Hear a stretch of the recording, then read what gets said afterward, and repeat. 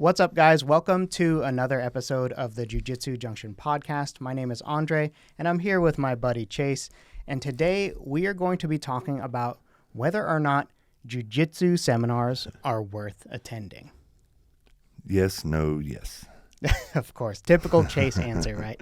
So, Jiu Jitsu seminars can be pretty expensive. They happen one time for an hour or two. How much are we really going to get out of attending a jiu-jitsu seminar? And seminars are a pretty wide range of pricing, right? Like, I feel like sometimes I see a jiu-jitsu seminar that might be $20 or $20, and sometimes I see them and they're like $150, and you have to reserve your spot. So it's pretty wide range, right? Like as far as what. Yeah, it's a huge range. Most of the ones that I've personally attended have been like $60 to $80. Makes sense. Because I see $150, and I'm like, no, no, it's too much for me. Usually, what, 2 hours? Yeah, it's about 2 hours. No, obviously, I'm asking questions because I have attended some seminars, and I guess most of the seminars I've attended, I think they even have a little bit of roll time in the end, right? Usually, a little bit of roll time, maybe the 2 or 3 that I've attended. Now, when we put on a bunch of seminars, I get to help my head instructor, Jeff, put on seminars and clinics, all the above, and we never do live stuff ever when we do seminars. But the couple I think because I believe I got to roll with the instructor a few times. Yeah, there was one, I don't remember the guy's name. He was a super, super nice guy. He rolled with every student. That was his thing. Oh, wow, that's cool. And I thought that was awesome. That is I would do that. That is not typical. Anybody wants to bring me out for a seminar, I'll roll with the entire school, I promise. Yeah, and I mean, it was good. funny because it was like 25 people. I was like 25 people, and he did a minute each. I like it, man. That's good. Yeah, but most of the time, I would say they don't train live. Most of the time. I know I'm already getting off on a funny story right off bait, but the last seminar I did was with a guy who he was a black belt, and his specialty was a half guard. He had a deep half guard, and then I had the opportunity to roll with him after. He saw me roll with somebody else. He wasn't rolling. Saw me roll with somebody else. He's like, "Oh, you roll?" "Yes, sir." Definitely touch hands. First off, he tried to kill me. That's one, but he would not do what he taught in the seminar, because you know how I do jiu-jitsu. This guy's teaching us deep half guard. So I touched his hand, and I tried to dive in top half guard, give him half guard. Yeah. He wouldn't do any of his theory. He wouldn't show me the half guard that he just taught everybody. So yeah, it was disappointing. I rolled with a guy who taught half guard for 2 hours, and he wouldn't do half guard. I couldn't feel his specialty. It was weird. Do you think he knew that you were trying to bait it? Maybe. He was just focusing on getting on top and trying to smash me. And I'm like, you didn't get the picture. I tried to do that. Yeah. So, and I think it was a long roll, too. We didn't. Yeah. So, yeah, just funny little stuff. Yeah, that is an interesting side note. Yeah. Yeah. This whole seminar experience can be quite variable, not just from the live rolling perspective, also from the cost perspective. And you have people that will travel a pretty decent ways to go to a seminar, 2-3 hour drives. And I just it just keeps ramping up the cost to do it. Yeah. And it makes me question, are the benefits worth it?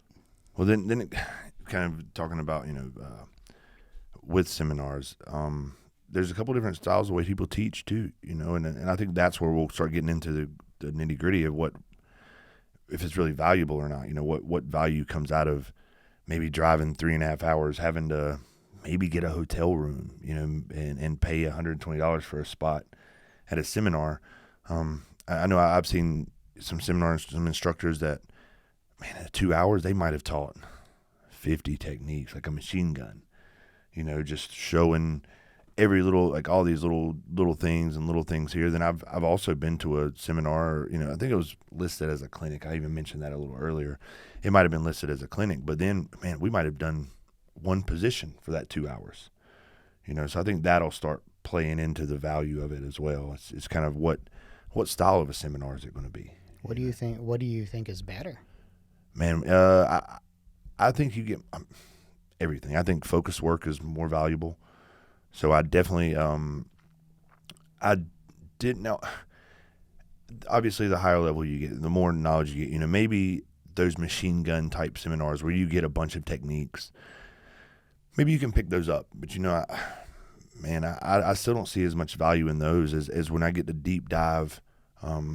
Joe done a couple weeks where before he went home, he done a 1 hour clinic, at our place. And I think that, I don't know if he taught but one full series. He just broke down that series when he taught it those 2 or 3 times. Yeah, that body lock series. Yeah, so I really think that that's where your value is. If you could find, a seminar that's tagged where it's something specific. I think that even like if you're a brand new white belt and there's a leg entanglement seminar, that's specific. You're not going to go there and get shown a bunch of stuff. I think that's okay. It's really when it's kind of an open seminar and the guys are going to show whatever they want to show. That's random. That's kind of like throwing it up in a hat, pulling a lottery. Yeah, there was one seminar I went to where the guy was just like, so what does everyone want to see? I'm like, aren't you supposed to prepare beforehand? Like, come on. Like, I know you're supposed to be a master, but I don't know. I kind of like that vibe. Oh, man. Man, I love problem solving. You give me think about it. Hey, think about some of the good classes. You ask, hey, what do you guys want to learn? But I understand. You just paid this money, and he's like, hey, what do you guys want to do? Can you guys do my work for me? Thank you. I don't know. Like, I don't. Is the work no, the work is the lesson. He's like, yeah, right. You should do all the planning. I would rather see a little bit of a plan. I understood. Well, because okay, so here's the thing with that approach. So seminar, like most of jiu-jitsu is filled with white belts and low blue belts. That's most of jiu-jitsu, right? How often do you think you're going to get an answer other than, I'm stuck in side control and I don't know what to do? Valid. So you end up going through all of these like day one kind of techniques. But maybe you need them. Maybe you need them, but I think that if you want to work on day one techniques, there are more cost and time efficient ways to do it than at a seminar, right? I don't need Joe's the only seminar I've ever paid for too. All the other ones, the instructors invited us. That's why we came. I want to be completely clear. We were invited by the instructors. It was their opening seminars, like their opening day seminars, and they brought people in. So yeah, they wanted to pack the room. Yeah, definitely. So I have not spent a ton of money. Now I have paid Joe, but more clinician style. And maybe there's a couple clinician style seminars. And I say clinician style. What I mean by that is something where they're diving in a very specific set of techniques or movement, or and we see that a lot more with wrestling. Coming from a wrestling background, you see a lot more clinics where it's a whole clinic on inside tie-ups, a whole clinic on front headlock grips, like where you don't really get a ton of moves. You're really diving into specific positions. Yeah, details that get the brain juices flowing. Yep. That's where the value is in seminars. Anything else, I don't believe there is. Yeah. Okay, so let's kind of like go through, like I have a list here of like things that can help you decide whether or not you're going to get value from any particular seminar. We're going to start pretty general here, like how long have you been doing jiu-jitsu will change a lot about what you will actually be able to pull from a seminar. So let's start with what a beginner's experience might look like going to a seminar. If you get one of those lottery seminars where you don't really know what to expect, you could literally be looking around the room the whole time. Because also what happens a lot of times in seminars when instructors are kind of throwing around, multiple techniques, there's not a lot of time within those moves usually because there's a big room. Most seminars, at least 30, 40 people probably. Yeah, I've been to some huge ones. Yeah, definitely. I've been to some big ones. Yeah. Went to a national one in Colorado one time. It was like 450 students. So, think of that. Like, how much of the room can you see in a 5-minute drill? And 5 minutes is a long time to drill something. Yeah. 5 minutes is like pro drilling time. Yeah. Most of the time your classes, you're drilling for a minute, maybe 2 minutes Yeah. a piece. So, focus starts going away. If you might not be able to pick up anything. Yeah, especially if you get paired with or choose another white belt that's less than 6 And months. most of the time that happens. Yeah, you pick people that are a part of your cohort, like the people that you started with or around the same time, right? Yep. So then you end up with two beginners trying to go through a move without personalized attention from an instructor.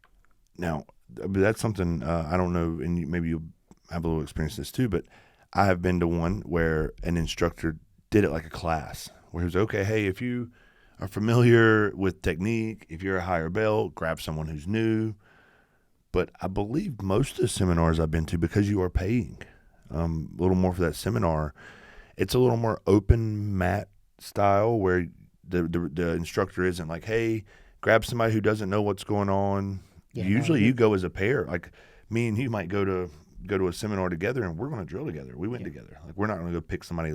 So usually it's not like a class setting either where, a higher belt will come and grab you. Most of the time those higher belts are spending money to see this person come into town and they want to work with another higher belt so they can get the most out of their money. Yeah, exactly. So when you start getting into the spending the time and the money, if you're a very beginner and you're paired with another beginner, it's probably not worth it. No. Unless there's other things further along in the podcast that might make it worth it for you. But generally speaking, probably not worth it. Now let's talk about like intermediates, blues and purples. Now you're starting, because there's going to be different levels of that intermediate, right? We all know the difference in belts and how one area's blue belts are a lot different than another area's blue belts. Mm-hmm. So there's always that, and you're going to have different skill. But you actually, by this point, by blue belt, you have a complete understanding of the circle. Not that you know everything, but you at least have an understanding of what's going on in the whole circle. And you could probably pull a few techniques from a seminar that throwing a bunch of stuff at you, because by blue belt, you probably have a few things that, man, hey, I've got a Kimura series and I go Kimura to bump sweep. You might have a series that you do, and that instructor, the seminar might hit something within that series. So I think your probability starts going up because, man, you have some techniques now. You have some skills as an intermediate, as a blue belt, and they might touch on that, and then you'll probably your value starts going up, I think. Yeah, I think it's rather linear. Actually, not linear. I would say it's exponential. Intermediates get tons more out of a seminar than a white belt does. Yeah. As a white belt, that's when I did most of my seminars as a white belt. When I went as a white belt, I got almost nothing out of it. Now, did you get promoted? Oh, not promoted. Did it get promoted to you because you were a white belt to come to these seminars? I think it got promoted to me because they wanted to fill the room. That's what. And That's like, what I was wondering. Because white belts are the numbers. Yeah, exactly. So they'll like announce it at the end of class. Hey, there's a seminar. My good friend, Ricardo is doing a seminar. It's over at this neighboring school, so go check it out. Do they ever put a belt restriction on seminars? I'm sure that happens, but I think that's bad business, so it probably doesn't happen often. Just wondering. I didn't. Yeah. I'm sorry I ask a lot of questions when it comes to the jiu-jitsu cultures, right? I only claim to know about stuff that happens on the mat grappling. Like outside of what I do, training, haven't paid a lot of attention to other jiu-jitsu cultures, to the traditional jiu-jitsu cultures. So that's why I ask. I just wondering. Yeah, for people who don't know, I was in a more traditional jiu-jitsu culture for, I don't know, almost 3 years. And now I've transitioned into a MMA jiu-jitsu kind of culture. So there's some pretty big differences. Yeah. So those first 2 or 3 years, that's when I was doing seminars. I had those kinds of things promoted to me. I think it's more of a typical jiu-jitsu experience. What do you go to a seminar for? Is that to are you looking to speed up progression? Is that kind of like that's what it's sold to you as, like learn some cool techniques that will shortcut elevate your game. Yeah, and the only person who can elevate your game is you by taking care of your own learning, and there's only so much you're going to get out of the 2 hours. For sure. But if you get lucky and it's within your bubble or close to your bubble of competency, you could get a lot out of it. Yeah. Because fresh ideas from people you don't train with all the time can really have a runaway effect. And that's kind of what everyone's hoping for, is that runaway effect. Oh, I learned this, and I'm just messing everyone up with, that's what we're hoping for, right? Yeah. So intermediates, it makes sense. Yeah. It makes sense to me. I would say if it's really expensive and you're on the lower end of intermediate, it's more of a gamble how much you're going to get out of it. But if it's not too far away, give it a shot. You know, like throw one attempt at it, see how you like it. The social environment of a seminar can be really fun. Yeah, and that is something across the board. It's always a fun environment. Always laughing. The instructors usually they put on their seminar suits, you know, and they do a good job of making the whole room laugh. You know, they all have a good, usually, you know, good humor, and even if they don't have good humor, maybe their speech, and they understand it's still good humor, but they understand their speech is broken enough to say some funny things. Yeah. And yeah, no, definitely, always a light room, never a hard room, ever. Yeah, so like if you're just looking for a good time, you wanna pay $100 to go BS with some people that have a shared hobby. It's always going to be worth it. If that's it's usually a Saturday afternoon, right, or a Saturday like noonish.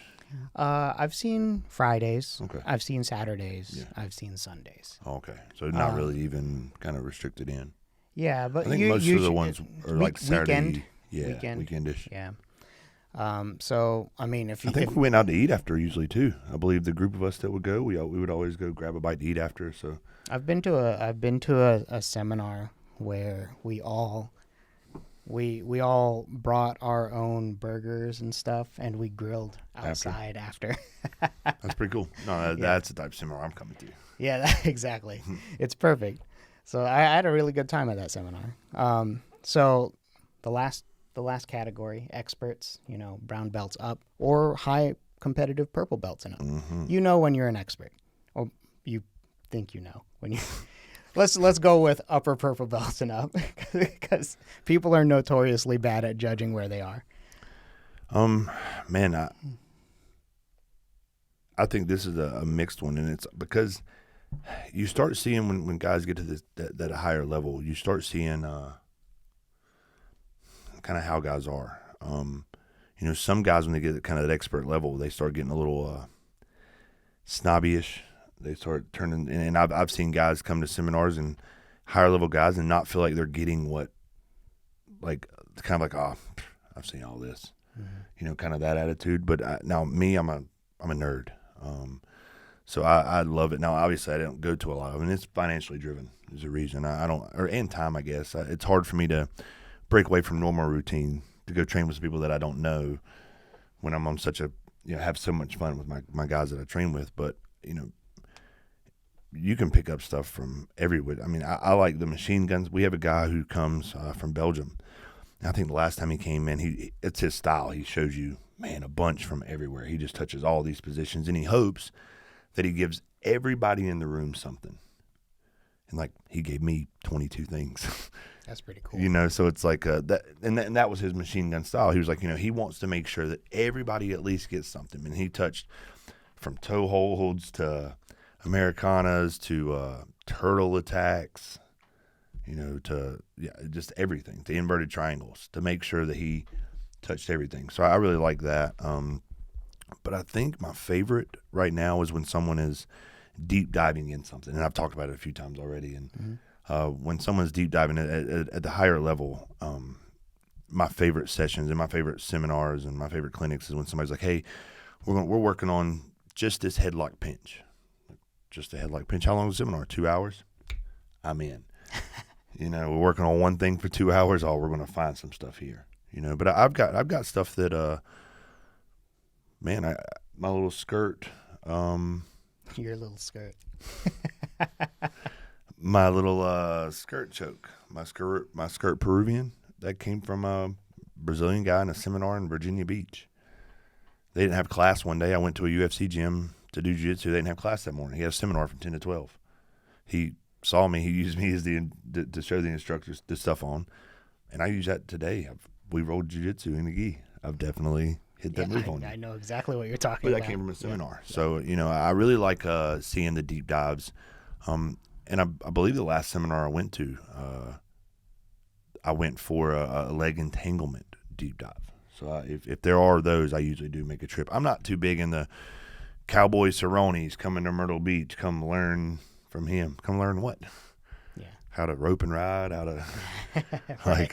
how to head kick somebody. If it said come train head kick setups with Donald Cerrone, I might come. Yeah. So that usually is what my meter, at least recently, has been. If I see something where it's a specific focus, then that's where I find my most value. So it sounds like the takeaway is that experts have to have a certain mindset to be able to get pull from the seminar. Yeah, well, that's hopefully, as you work by that brown belt, man, by that black belt level, hopefully you've worked through a lot of those things. That's the big goal. I know our instructor's huge on it. He's not just skill driven when he belts you. It is character driven, and those are character things there. Being able to accept. Been to a seminar before where a brown belt taught the seminar. And there are black belts in the room. Those black belts have to be able to take that breath and accept the teaching. So that's that, of course, that plays your biggest role in learning, is the way you approach it and how you approach it all. That's huge. Yeah. So let's go through some other factors that can nudge whether or not you'll get more out of the seminar, right? What's the person running the seminar known for, and are they teaching that, right? That's pretty important, and it's going to make a big difference as to what kind of skills are on display and how good they're going to be at teaching it. They have to have a lot of mastery in order to be able to teach it effectively. To a class. Yeah, it's hard. We had an MMA seminar in Vegas for our junior and adult team. And the guy teaching wall wrestling was a kickboxing coach. Okay, keep going. Yeah. Gosh almighty. Yeah. Pedigreed guys in the room. Like collegiate decorated. Yeah. No, I just read collegiate decorated wrestlers in the room. And, so make sure they're teaching their specialty. Like if it's like I said, Donald Cerrone, man, how many times have you seen him head kick somebody? Donald Cerrone shows some head kick setups. I might go watch that because he's a tough country dude that just kicks people in the head over and over. But definitely. I don't like that guy. I don't know if that guy who taught the half guard that day, I'm not sure because if that was his stuff, he would have went half guard on me. Yeah. So I'm like, oh man, he didn't even teach what. I didn't. That seminar dropped on my list of seminars. Yeah. Yeah. So another thing is, do they have a similar body type to you? That's super impactful. Sometimes like Chase is an awesome teacher, but I can't help Andre's short legs. Yeah. I can't body triangle Just him. stretch your legs. Just stretch your legs. They have a surgery for that. I don't want to do it. They have a surgery for a lot. It's like, oh, let's wrestle. I'm going to stand on this stool, right? So like a similar body type thing matters. That's kind of the reason why I find a lot of what Henry teaches to be really helpful for me. We have like the similar stature, like it's really good for me. Well, in the wrestling community a lot, there are big guy camps and little guy camps. So that would be something you would definitely look for, in jiu-jitsu. Oh man, this is a heavyweight. It's a heavyweight teaching here. He might do some things that the 125 pounders might not be able to do, But I know that all the big guys, most of the time, big guys show up for stuff like that. So that plays a huge role for sure. You go to somebody who's a triangle artist, you just wasted your money. Sorry, Andre. Hey, I can do some inverted stuff. Understood. Hopefully he's an inverted triangle guy. I'm just trying to imagine me learning from a traditional triangle specialist. Of like, oh man, what a waste of time for me. Yeah. Wouldn't that stink? You come in, you're like, oh yeah, I'm excited. I worked some jiu-jitsu today, and the guy comes in and you do takedowns. Hey, I might still learn something, maybe. Yeah, for sure. Definitely will still learn something, but that's because of the way you approach it. Yeah. So, the similar body type thing matters. They're gonna have a more compatible move set. There's yes, will you get short guys that can do triangles? Sure. Are they going to be the best at it? Probably not. Yeah. There's just like some physical realities with having different body types. If you have long, lanky arms, first thing I'm teaching is high elbow guillotine. Yeah. So yeah, for sure. So that should nudge things, along with them teaching what they're actually specialized in. If the cost doesn't matter to you, you could take a gamble pretty freely and go and see if you like it. If the cost matters to you, maybe don't do it. As it is with most things, if the cost matters a lot to you, then maybe don't do it. How important is the socialization outlet? Sometimes, like if you've just moved into a new city, I think that you should probably attend a bunch of these kinds of things. If you have the means to do it, because, man, I can't think of a better way to build an initial friend network than a shared hobby with people who are demonstrating willingness to make a commitment to that hobby. Yeah, outside of normal commitment. Yeah, they're not just attending a class. They are specifically traveling to a location to pay some guy money. There's just more commitment, and if you're a part of their sphere of things they're willing to commit to, it's going to be easier to start up a conversation. It's going to be easier to have an initial relationship based on the fact that you both like jiu-jitsu, right? So that's a factor you could consider, and it's a substantial factor, right? You need to build. If you don't have a friend network yet, you got to build one, definitely. Jiu-jitsu is too cool, man. I've met some of the best people ever through jiu-jitsu across the world, so no question. Yeah. So another factor, this is really common, and I'm not sure how I feel about it. I know exactly how I feel about I know how Chase feels about it. In some places, you only get belt promotions at end-of-year seminars. That's good. If you want a belt and you're in a place where that's the only place it happens and they won't give you a belt otherwise, it might be worth the $80. Yeah, I think you have to do it. I think you have to pay, or you'll continue to be the belt you are. Yeah. Until you're smashing all the belts above you, and then they'll have to give you your belt. Yeah, because you're embarrassing. Because you're embarrassing the other their students. Program. Side note, I got my first belt because I went to a tournament, and the instructor said, you're a white belt. And I was like, yeah.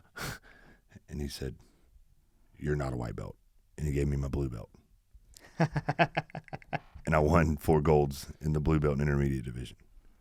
But he was just like, I'll get in trouble if I let you wear a white belt out there. And I didn't understand it at the time. I could get in trouble. You're a grown man. Jiu-jitsu culture. He was there amongst all of his peers. All the instructors from the Charlotte area was there. And if he would have sent me out there as a white belt and smashed all their white belts the way I smashed all their blue belts, he would have been crucified. He would have gotten crucified. Yeah. And it made sense. It makes sense down the road. I'm like, oh, that was jiu-jitsu culture. But I didn't really understand. What do you mean? You're going to get in trouble. People are going to be mad at you because I'm fucking people up. Yeah. He's like, you're not a white belt. And I'm like, oh, okay. So that's how I got my first belt. That's one way to do it. Yeah. So. That's not how I was able to do it.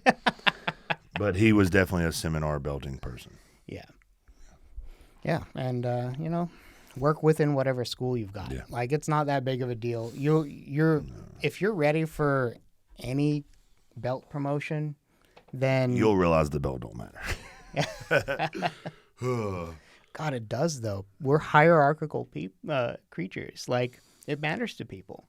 We cannot. The belt doesn't describe the hierarchy.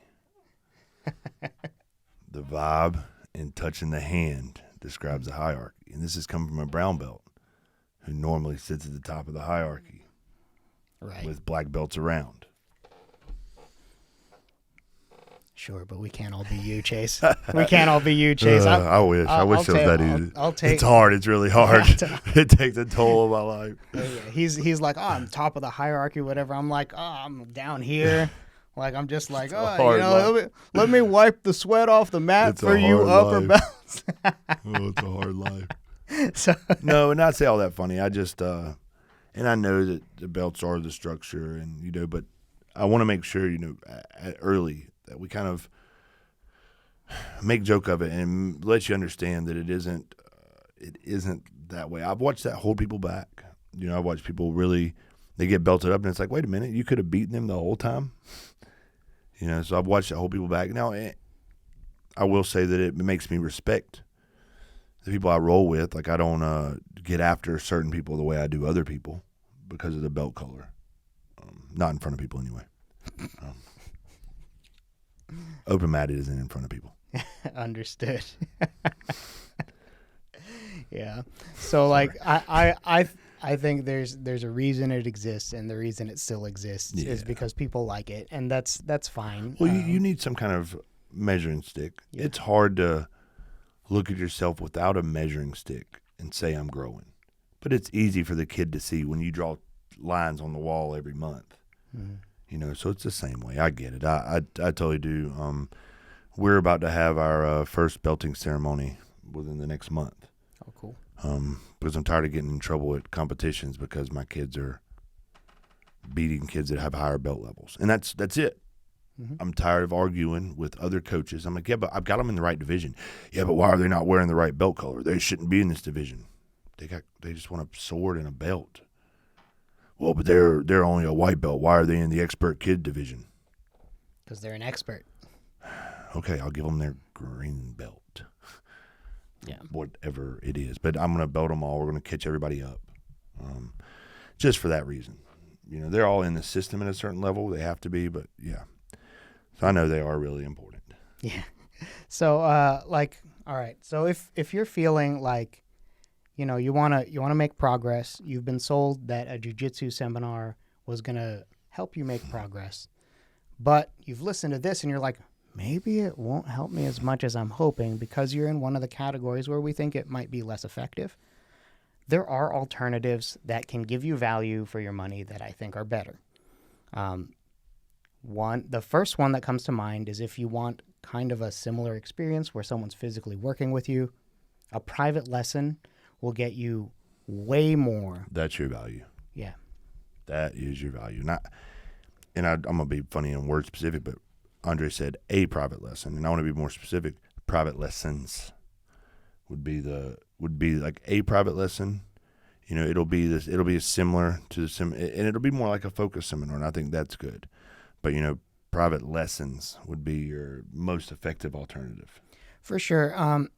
I was kind of equating it in terms of dollar for dollar. Makes sense. So one private lesson, that's about the cost of a seminar, depending on who you choose.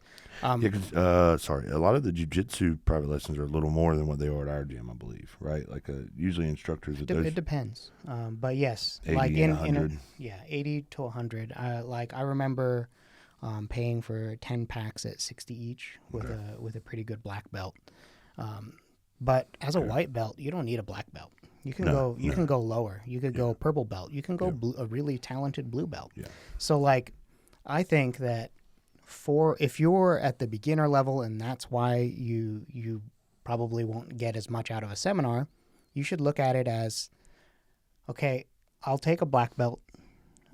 If there's a really solid purple belt or a blue belt with my body type or who knows things that I want to know, and you can get 2 or 3 of those lessons, that's gold. It's so helpful, and it can change your game much more than a one-off jiu-jitsu seminar. You're not ready for those black belt tips yet. You know, that's definitely those are usually your cheaper lessons too. Mm-hmm. Your lower belts usually, you know, kind of usually tiered. And as that white belt as a beginner, that's your best value bang for your buck there. Yeah. And then some other interesting options that I think would be effective are very specific video instructionals. The ones that are really going to help you in a place that you're struggling are gold. You would probably want someone else to work through those instructionals with you, like an equal level or better training partner. You'd be like, hey, I bought this. I'll give you access to it if you want to do some drilling. That's exactly what I was about to say. I got a login for you. You can use it. And oh, wow. Yeah, sure. I'll check it out. Yeah. And so like that's really underrated. I remember like I've purchased a couple of these. One of them was the half guard series from Jiu Jitsu, and I really liked that. I got a lot out of it. That was something I bought in mid white belt, and I started sweeping people, and it was awesome. It was perfect for exactly what I was trying to accomplish. And I recently just bought the Theory of Jiu Jitsu thing from Jordan Teaches Jiu Jitsu, and excellent product, by the way. They're very. His was the conceptual one, and getting those conceptual learnings out of the way, or integrated as soon as possible, helps you build a scaffolding to build your skills faster. My favorite white belt talks is those concepts, just sharing ideas with them. Yep. So like, find the thing that you're missing, and that's kind of being specific, right? So there's ways to do that, and then you could also just look at our YouTube channel. we try to. The goal is to give discrete techniques and give you conceptual videos that help you to understand how to find those techniques and how to build the right foundation for jiu-jitsu. Yeah. So, and there are other channels that do it, but ours is better. So, so stick around here. But yeah, so there are alternatives. We hope that this episode helped you to figure out whether or not attending a jiu-jitsu seminar would be worth it for you. And, you know, if it isn't, then check out some of these alternatives that we just talked about, right? Any closing thoughts? No, man, that's that's it. Golden. Then we touched on everything. As you progress along, they'll definitely become more valuable. You know, and for the beginner, it's probably a waste of your money.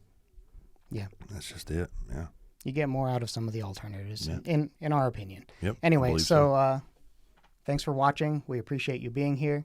If you have any questions or comments, you can share your experiences in the comment section below, and we will see you next time.